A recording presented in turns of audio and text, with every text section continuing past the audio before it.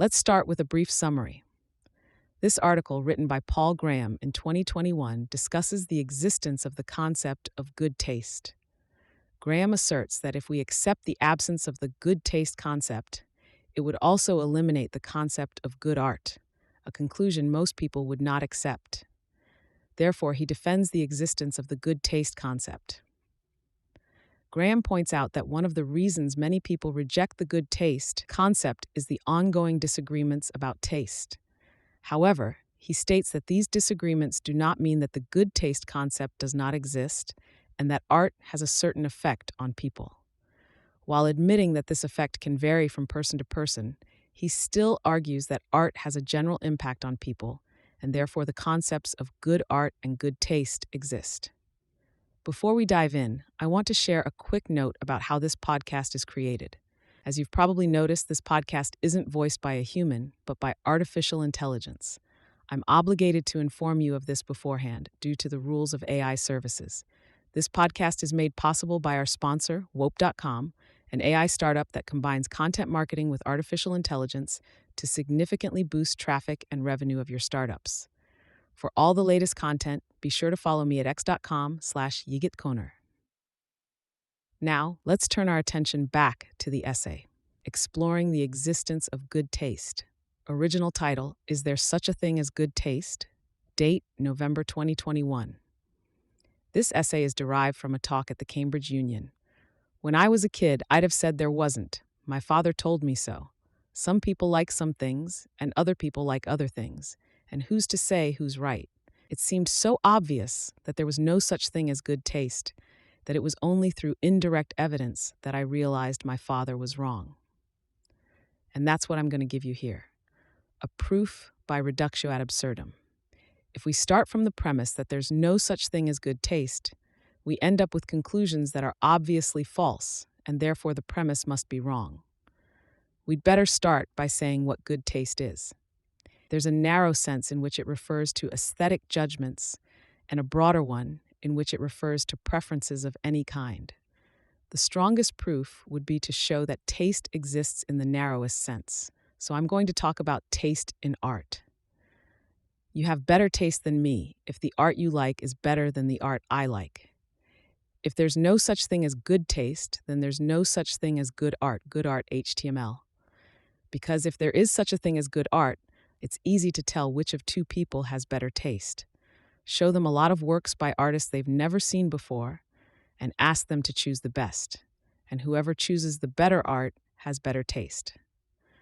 So if you want to discard the concept of good taste, you also have to discard the concept of good art.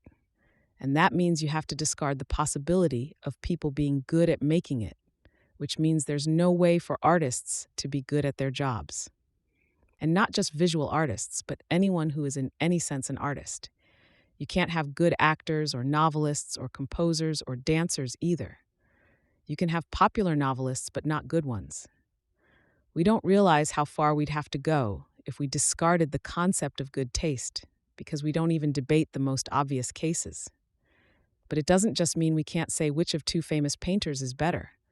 It means we can't say that any painter is better than a randomly chosen 8-year-old. That was how I realized my father was wrong. I started studying painting, and it was just like other kinds of work I'd done. You could do it well or badly, and if you tried hard, you could get better at it.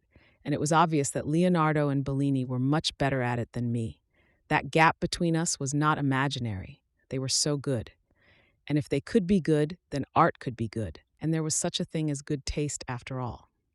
Now that I've explained how to show there is such a thing as good taste, I should also explain why people think there isn't.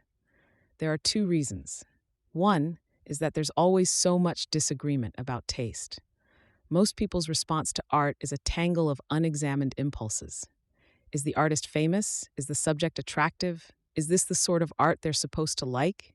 Is it hanging in a famous museum or reproduced in a big expensive book? In practice, most people's response to art is dominated by such extraneous factors, and the people who do claim to have good taste are so often mistaken. The paintings admired by the so-called experts in one generation are often so different from those admired a few generations later.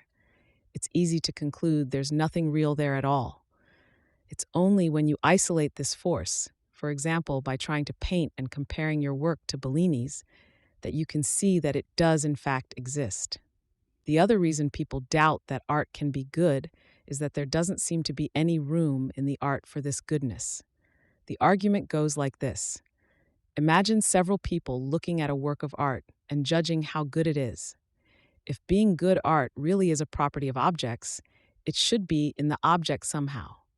But it doesn't seem to be. It seems to be something happening in the heads of each of the observers. And if they disagree, how do you choose between them? The solution to this puzzle is to realize that the purpose of art is to work on its human audience, and humans have a lot in common. And to the extent the things an object acts upon respond in the same way, that's arguably what it means for the object to have the corresponding property.